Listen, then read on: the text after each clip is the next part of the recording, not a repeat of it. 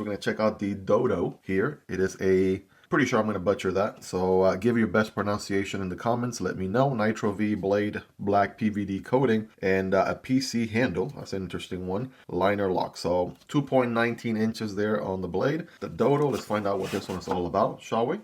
Here we go. This is part of Kizer's October release. And oh, here we go. All right, all right. Of course, we got the Kizer paperwork, wiping cloth, sticker, and even some additional hardware as well.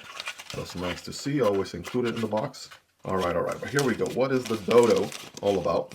Anytime I think of the Dodo, I think of a funny looking bird, but this one, let's see. All right, PC handles, again, that's a new one for me. We know G10, right? We know PEI, we know micarta, but PC seems like something different. Now, the one thing I'm digging right away is this sort of kind of puzzle milling going on here. For starters, you got that diagonal milling going on throughout, but then you have these specific little cutouts, right? Kind of looks like puzzle pieces that you put together, right? That's also looking pretty tight. We got the karambit ring going on back here, right? That's also going to be your back spacer. We have exposed liners with a back flipper and an opening hole. You even got a little bit of a fuller there as well.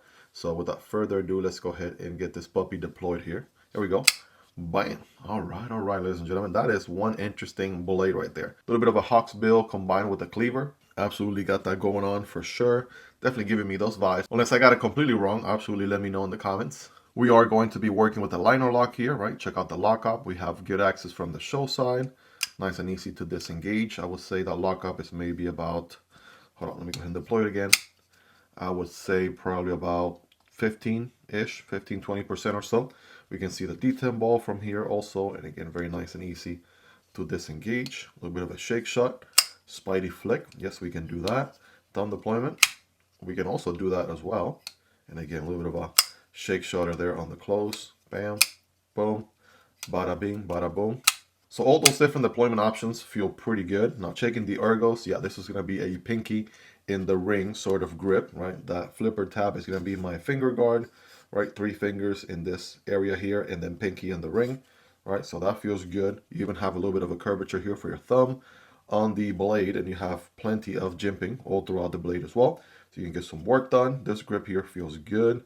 When I say pocket clip, I feel it a tad bit, but not too much. It is not reversible. Also not deep pocket carry, right? About that much is going to be showing out of the pocket, if anything.